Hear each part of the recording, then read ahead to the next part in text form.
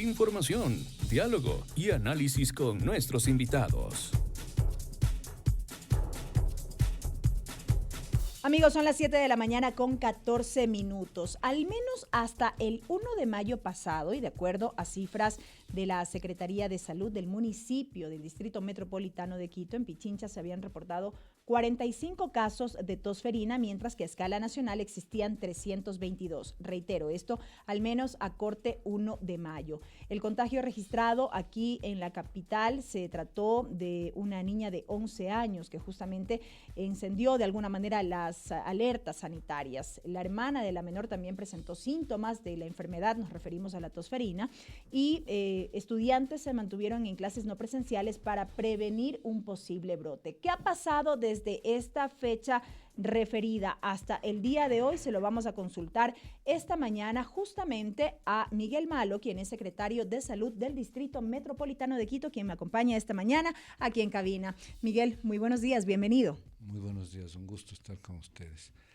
Mire, es importante rescatar el hecho de que a lo largo de la gestión del alcalde Muñoz hemos estado fortaleciendo lo que se llama el sistema epidemiológico metropolitano, el sistema de vigilancia epidemiológica a nivel de la ciudad, y eso nos permitió hacer un muy buen control de lo que pasó con el primer caso, que se llama caso índice en este caso, en Quito, ¿no? En nuestra unidad educativa Eugenio Espejo.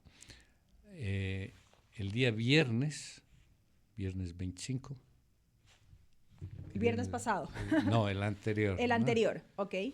Me parece que el viernes 25. Viernes 25. Exactamente. De abril. Llegó la mamá de la niña con el certificado del Vosandes con diagnóstico de tosferina. Ese momento, nuestra unidad de salud en Eugenio Espejo alertó, envió, como corresponde al Ministerio de Salud Pública y a todo el sistema nuestro de vigilancia de la Secretaría de Salud, la alerta, e inmediatamente intervenimos en la escuela. ¿Qué quiere decir eso? Para hacer el cerco epidemiológico. Llegamos, identificamos todos los casos que han estado muy cercanos de la niña, entre esos un caso directamente sospechoso que era su hermanita, que se envió la muestra al INSPI para el diagnóstico, y se identificó los casos, se aisló los casos, y los que tienen sospecha se da lo que se llama el tratamiento profiláctico, es decir, el antibiótico necesario en este caso para la bacteria y el aislamiento. ¿Por qué? Porque los casos sospechosos con un tratamiento profiláctico pueden dejar de ser, si son casos, digamos, comprobados luego, pueden dejar de ser contagiosos en 5 días de tratamiento. Luego hicimos todo la búsqueda de casos a nivel de la escuela durante toda la semana pasada hasta el jueves. Son más de 3,000 estudiantes, es una de las unidades educativas más grandes que tenemos en Quito, en la Secretaría de Educación del Distrito Metropolitano. Y se identificaron los casos sospechosos, se les aisló y se les dio el tratamiento profiláctico. ¿Eso qué quiere decir? Que ese caso índice, que nos permitió articular todo este mecanismo para hacer el cerco epidemiológico, está absolutamente controlado. Hasta el momento los niños en la Escuela Eugenio Espejo están asistiendo normalmente a clases, claro, con las medidas ya dictaminadas por el Ministerio de Educación, el caso de uso de mascarilla, ¿no es cierto? Pero ya no hay más contagio. Eso es lo que se llama un cerco epidemiológico. No hay más contagios a partir de ese caso índice. A partir del caso índice. Está todo lo que correspondía a la escuela totalmente controlado, ¿no? ¿Cuál es el problema? Obviamente ya conocemos por toda la información, ¿no es cierto?, que esta enfermedad es una enfermedad prevenible por vacunas, y lo que ha sucedido es que no hemos llegado, con la pandemia han disminuido las coberturas de vacunación y no hemos llegado a lo que tiene que ser por lo menos 95% de coberturas de vacunación para que no haya la circulación de la enfermedad, ¿no? Entonces de los datos que tenemos oficialmente del Ministerio de Salud Pública, tenemos 80% de cobertura de vacunación, lo cual no es suficiente, ¿no? Pero tenemos un número de casos a día de hoy aquí en Quito, más allá de ese control que se realizó a partir de ese caso índice en ese plantel educativo y todo el cerco epidemiológico. Al momento podemos decir, existe aproximadamente este número de casos aquí en la capital. La información que tenemos del Ministerio de Salud Pública, ya lo mencionó usted, Bel, que son 45 casos en Pichincha. No son datos de Quito. Propiamente de Quito. Por la historia epidemiológica podríamos decir que el 80% de esos casos, es decir, más de 35 casos, son en el Distrito Metropolitano. El punto es que, digamos, lo que quisiera destacar aquí es que el trabajo hecho con este caso índice es lo que, imagino, habrá hecho el Ministerio de Salud Pública con cada uno de sus 45 casos para cerrar el círculo epidemiológico, ¿no es cierto? Y no permitir más contagios, porque eso obviamente va a disminuir totalmente la posibilidad de más casos de contagio. Y por otro lado, el mantener y fortalecer la campaña de vacunación para los niños hasta 5 años, 11 meses, con las dosis de refuerzo de la DPT, ¿no? Un aspecto importante que usted señalaba hace unos instantes fue esta alerta inmediata que dieron como Secretaría de Salud, en este caso del distrito, al Ministerio de Salud Pública. ¿Y por qué yo destaco esto? Porque uno de los aspectos que se ha referido en estos últimos días a propósito de esta coyuntura es que no se había escuchado de casos de tosferina desde hace mucho tiempo en el Ecuador, pero eso de alguna manera se liga con estos problemas que hubo de vacunación producto de la pandemia. ¿Es así? Sí, realmente en todos los países en general, en América Latina en particular y en el Ecuador, a partir de la pandemia hubo una mayor disminución de la cobertura de vacunación, ¿no? Para la DPT estamos hablando, para la pertussis estamos hablando de 3 dosis hasta el año 18 meses y después una dosis de refuerzo, que es la dosis de los 5 años. En el caso de la niña índice y su hermanita, que ya fue diagnosticada también, es decir, fue positivo el diagnóstico a tosferina, ellas, por ejemplo, no tenían la última dosis de refuerzo, ¿no? Y entonces esto hace que esté en circulación la tosferina por la disminución de las coberturas. De hecho, nosotros ya teníamos toda una propuesta de coordinación con el Ministerio de Salud Pública para que en nuestras unidades educativas se siga haciendo la vacunación normalmente. Fíjese que fue interesante, el lunes 28. El lunes 28 estuvimos ahí en la Escuela Eugenio Espejo en un programa de vacunación con el Ministerio de Salud Pública que ya estaba planificado previamente, ¿no? Entonces, lo que estamos ahora haciendo, como lo ha dicho el alcalde, es fortaleciendo la coordinación con el Ministerio de Salud Pública para ampliar esas coberturas, no solamente en nuestras unidades educativas, pero también, por ejemplo, en los Quito Guaguas y en las otras entidades nuestras municipales. Y sobre eso quería profundizar. ¿En qué consiste esta coordinación específica? Y lo pregunto porque la vacunación como tal está a cargo del Ministerio de Salud Pública, no así de la Secretaría de Salud, en este caso del Distrito Metropolitano de Quito. ¿Podemos un poco ampliar aquello? Belkis, muchas gracias por la pregunta. Exactamente, mire, nosotros como Secretaría Municipal de Salud y como municipio es una opción política del municipal del alcalde de trabajar esta cobertura de salud en general con nuestra secretaría a las poblaciones objetivos municipales específicas como son las de nuestras unidades educativas, los Quito Guaguas y los otros servicios que tiene el municipio de Quito, porque eso le corresponde por normativa, por constitución y leyes al Ministerio de Salud Pública.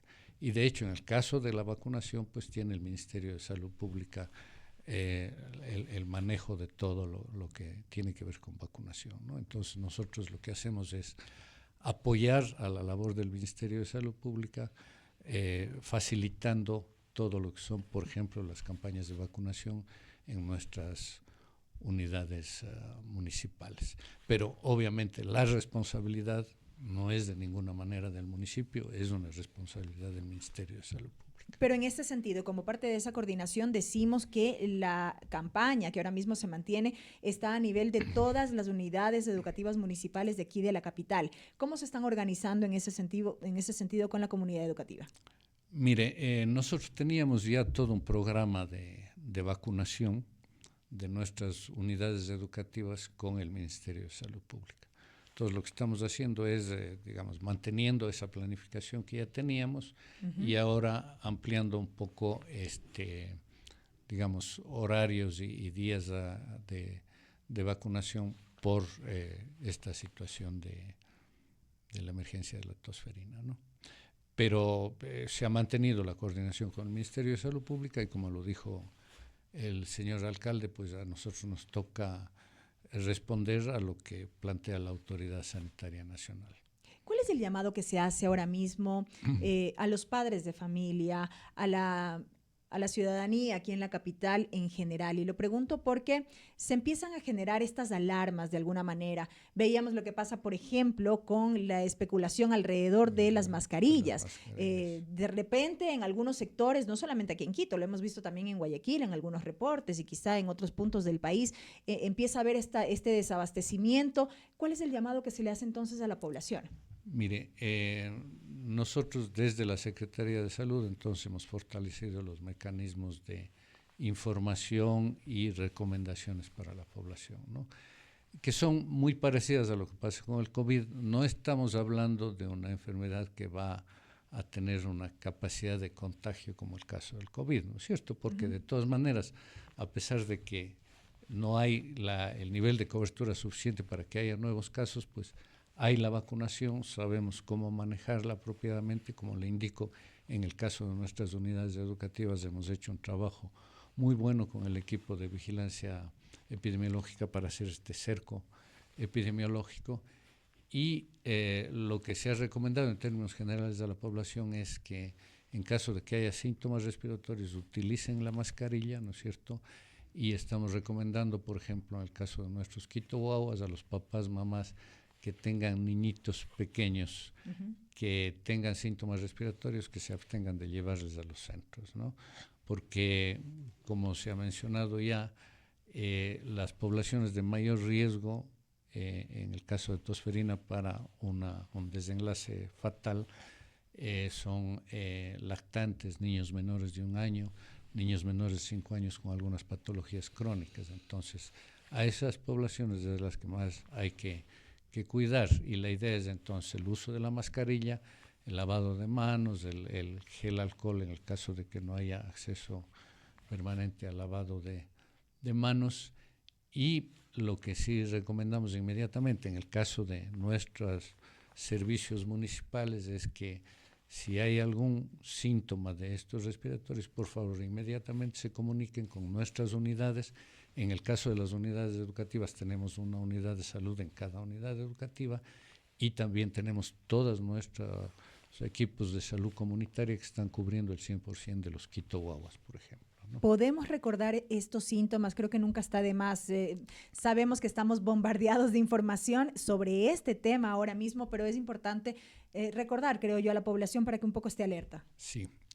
Mire, ahí hay un tema complejo en términos de lo que son los diagnósticos diferenciales en estas enfermedades, ¿no? Porque tenemos una primera fase que dura entre 1 y 4 semanas, que es como de una gripe, como catarro, moquera, ardor de los ojos, congestión general, cefalea, es decir, dolor de cabeza, malestar general, fiebre, que ¿no? Se confunde con una gripe común. Se confunde con una gripe común. Después tenemos una segunda fase que sí es la fase más que nos puede ayudar al diagnóstico diferencial con la tosferina, porque es una tos paroxística. ¿Qué quiere decir eso?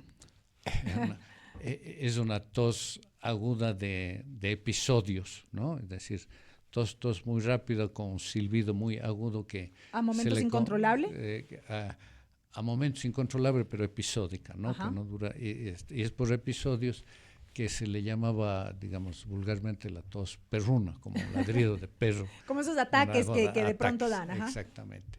Que es lo más típico de la tosferina. Y después tenemos una etapa de convalecencia. Lo que importa es entonces en la primera etapa catarral, porque ahí es donde se da el mayor contagio.